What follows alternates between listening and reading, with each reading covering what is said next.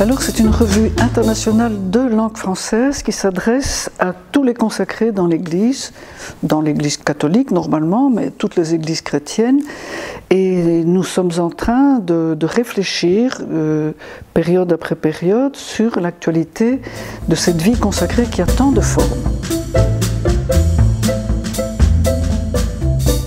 Le lectorat est composé depuis très longtemps, puisque nous sommes une très vieille revue, de religieux, de religieuses, d'un certain nombre de prêtres, d'évêques, de quelques laïcs intéressés à cette forme de vie ecclésiale, mais tant de monde pourrait se ressourcer à ce surgissement perpétuel des pensées et des publications aussi au sujet de cette forme de vie chrétienne, aujourd'hui tellement nécessaire.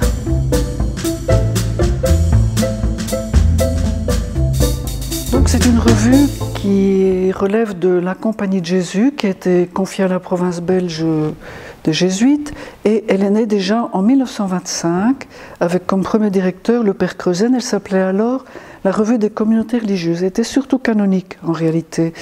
En 1964, c'est-à-dire vers la fin du Concile, le père Jean-Marie Hainaut a pensé qu'il était meilleur que cette revue s'appelle Vie consacrée, puisque la vie consacrée comporte un certain nombre de figures ecclésiales qui ne sont pas seulement la vie religieuse, masculine ou féminine, mais également les vierges consacrées, les ermites, les sociétés de vie apostolique, et puis les instituts séculiers, et puis éventuellement de nouvelles formes de vie qui étaient alors en naissance.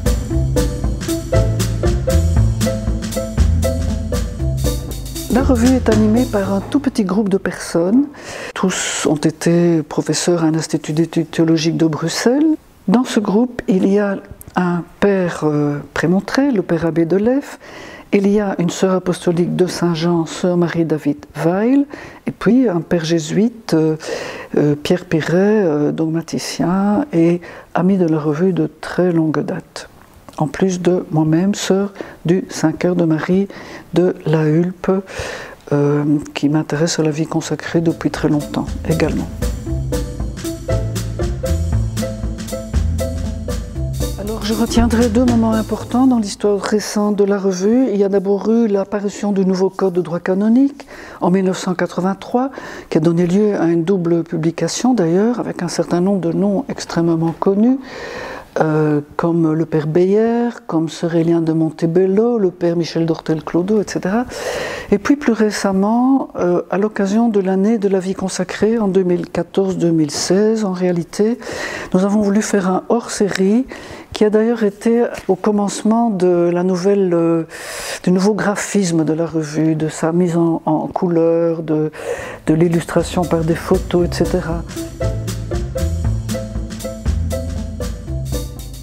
Alors, un certain nombre de grands auteurs se sont manifestés dans la revue depuis très longtemps et plusieurs de leurs travaux sont encore valides aujourd'hui, comme par exemple le père Guylain Lafont sur Mutuae Relationes, pour ceux qui comprennent les directives qui règlent les rapports entre évêques et religieux.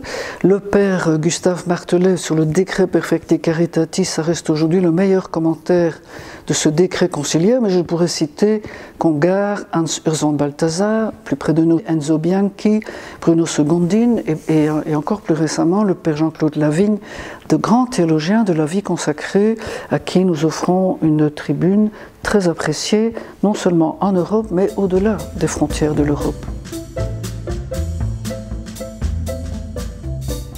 Alors nous avons décidé de renouveler notre site, d'ouvrir pratiquement un nouveau site qui va nous permettre de mettre à la disposition de nos lecteurs gratuitement l'immense patrimoine dont j'ai parlé et qui représente une vraie bibliothèque fondamentale sur la vie consacrée depuis longtemps. Mais il va nous permettre aussi d'ouvrir une boutique en sorte qu'il soit possible d'acheter un numéro, d'acheter un article à la fois, de s'abonner.